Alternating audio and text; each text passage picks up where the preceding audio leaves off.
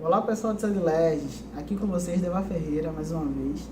Estou aqui para dar o término do nosso artigo 5º, onde nosso amigo, ele parou no inciso 70 e vou dar continuidade do 71. Que ao decorrer do final do artigo 5º, nós vimos com mais frequências alguns remédios constitucionais.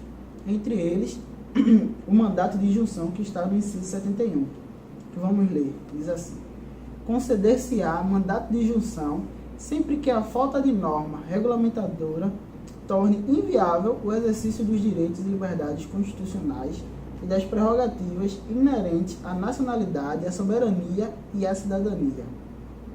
O que é que nós precisamos entender sobre o mandato de injunção? Nós temos que entender que todo remédio constitucional ele tem uma questão histórica por trás. Por exemplo, antes da Constituição de 1988, muitas leis elas não tinham efetividade jurídica perante a sociedade, perante a prática. Então, o que é que o nosso Constituinte de 1988 ele percebeu? Que a lei ela acabava se tornando letra morta. E com esse medo da nossa Constituição também se tornasse algumas leis letra morta, ele criou esse remédio, que é o mandato de injunção. Que o que é que ele pode fazer? Quando existe a falta de regulamentação do Poder Legislativo, quando não existe lei ordinária regulamentando tal ato, como por exemplo greve de servidores públicos, aconteceu que não existia lei regulamentando como seria a greve de servidores públicos. Então o STF ele pegou o entendimento, a regulamentação da greve de servidores do setor privado e por mandato de injunção ele adequou também para os servidores públicos. Então o mandato de injunção ele tem exatamente essa função. A ação constitucional de caráter civil que busca conferir efetividade da aplicabilidade. Por exemplo, como eu tinha falado, para essa lei ela não se tornar letra morta. Tanto a lei que já existe, como também se não houver regulamentação, como eu já tinha explicado. E nós temos que entender também sobre o inter partes. Só tem efeito para o grupo envolvido. Então, se aquele grupo, os servidores públicos, eles atentaram com essa ação, a efetividade do mandato de injunção ele é inter partes, é só para aquele grupo. Vamos dar continuidade do nosso inciso 72. Outro remédio constitucional muito importante: conceder-se-á habeas datas, para assegurar o conhecimento de informações relativas à pessoa do impetrante, constantes de registros ou bancos de dados de entidades governamentais ou de caráter público, para a retificação de dados, quando não se prefira fazê-lo por processo sigiloso, judicial ou administrativo. Então, quando é que nós podemos adentrar com o remédio constitucional, conhecido como habeas datas? É quando uma informação sua, uma informação pessoal, ela é negada. Essa informação ela é restrita a você. Então, você pode entrar com habeas datas para saber coisas que são inerentes a você próprio. Existe sim uma exclusividade do habeas datas, que é para o cônjuge falecido. Então, aquela pessoa que tem um cônjuge falecido, ela pode adentrar também com habeas datas para saber informações alheias. Ok? É só essa exceção. Vamos dar continuidade no nosso próximo remédio constitucional. Qualquer cidadão é parte legítima para propor ação popular que vise anular ato lesivo ao patrimônio público ou de entidade de que o Estado participe à moralidade administrativa, ao meio ambiente e ao patrimônio histórico e cultural, ficando o autor, salvo comprovada a má-fé, isento de custas judiciais e do ônus da sucumbência. O que é que nós podemos frisar na ação popular? Nosso terceiro remédio constitucional da aula de hoje. Não se preocupe que mais para frente vamos fazer um vídeo específico destrinchando os remédios constitucionais. A ação popular é exatamente para prevenir ato lesivo a patrimônio público. Então, quem é que pode propor a ação popular? Qualquer cidadão. Grife aí. Aqui no inciso 73 fala que é qualquer cidadão. E quem é cidadão? Todos os eleitores, toda aquela pessoa que goza de seus deveres políticos. Tá entendendo? Então não é qualquer pessoa, é todo cidadão. Quem tem seus deveres políticos em dia, ele pode propor a ação popular. Ficando claro, vamos para o próximo inciso. O inciso 74. O Estado prestará assistência jurídica integral e gratuita aos que comprovarem insuficiência de recursos. Então, o que é essa prestação de assistência jurídica? Significa as custas judiciais. Não é só aquelas pessoas que estão em estado de miserabilidade, mas sim aquela pessoa que consegue comprovar que com a sua renda ela não consegue tirar um dinheiro suficiente para pagar as custas judiciais. Então não só é aquela pessoa que está em estado que não tem dinheiro para se manter e tal. Então também é aquela pessoa, vamos supor, um cidadão de classe média, e com seu próprio dinheiro ele não pode arcar com as custas do processo.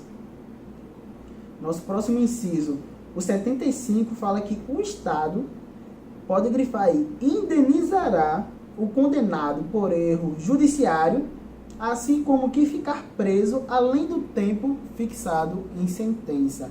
Isso é nada mais do que justo, até porque o nosso direito penal, ele parte do princípio da ultima ratio. O que é a ultima ratio? A gente só deve procurar o direito penal quando não restar mais nenhum direito, quando nada sobrevier sobre aquele fato, tipo, então nós devemos recorrer ao direito penal. Então, se uma pessoa ela foi condenada por erro judiciário e ineficiência do Estado, ou então ela ficou presa além do tempo, a pena ela passou do princípio da pessoalidade, você está pagando a pena 2 vezes, está errado. O Estado ele tem dever de indenizar esse condenado, esse preso e assim por diante. Inciso 76. São gratuitos para os reconhecidamente pobres na forma da lei o registro civil de nascimento e a certidão de óbito, o que é importante frisar para a prova da PM que eles podem cobrar. Aqui fala, na nossa Constituição Federal, o artigo 5º, que é reconhecidamente para os pobres, o registro civil de nascimento e a certidão de óbito. Mas nós sabemos que por lei ordinária, qualquer cidadão que for fazer o registro civil de nascimento, ele tem essa gratuidade. Só que se perguntar na sua prova exatamente essa questão, você tem que marcar que são reconhecidamente pobres, segundo o artigo 5º da Constituição Federal. Ok? Não confundir lei ordinária com princípios fundamentais. Nosso próximo inciso fala, são gratuitas as ações de habeas corpus e habeas datas, e na forma da lei, os atos necessários ao exercício da cidadania. O que é que nós podemos entender por exercício da cidadania? Um exemplo prático, o título de eleitor, de uma forma gratuita. Você tem esse dever perante o Estado, e o Estado ele fornece de forma gratuita. Você vai lá e tira sem nenhuma custa. Simples, prático, esse inciso. Vamos para o próximo. A todos, no âmbito judicial e administrativo, são assegurados a razoável duração do processo e os meios que garantam a celeridade de sua tramitação. Qual é o princípio que nós podemos ver mais na frente, quando nós fizermos uma playlist sobre teoria geral do processo? É o princípio da razoável duração do processo. Toda aquela pessoa que está tendo o seu processo transitado, primeira instância, segunda instância, e até, vamos supor, civilmente, as partes, vamos supor, no processo civil, elas têm que entrar em um acordo para fazer a celeridade do processo. Porque as partes no Código Civil, no Código do Processo Civil, elas não se veem mais como dos oponentes, mas sim como os colaboradores. O nosso novo Código do Processo Civil, ele traz essa nova visão entre as partes.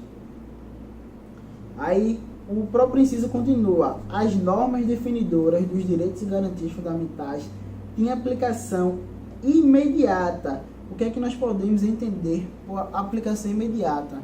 São todas as normas que não estão também no artigo 5º, estão durante todo o decorrer da nossa Constituição Federal, e elas têm eficácia jurídica imediata. Ok? O próximo fala, os direitos e garantias expressos nessa Constituição, grife, não exclui outros decorrentes do regime e dos princípios por eles adotados, ou dos tratados internacionais que a República Federativa do Brasil seja parte. Então, o que é que nós podemos entender por tratado internacional? Por exemplo, Tratado de Direitos Humanos, um tratado internacional em que ele não é, de forma alguma, ele interfere nos nossos direitos fundamentais e nem nossos direitos fundamentais também interferem nele. Uma coisa se encaixa com a outra, tá certo? Nosso próximo parágrafo, estamos perto de acabar nosso artigo 5º, fala: os tratados e convenções internacionais sobre direitos humanos, que eu já tinha falado, que forem aprovados em cada casa do Congresso Nacional em 2 turnos, por 3/5 dos votos dos respectivos membros, serão equivalentes às emendas constitucionais. O que é que esse parágrafo 3º ele está querendo deixar claro? Que o tratado internacional, que ele passar por esse rito de aprovação, ele tem força de emenda constitucional.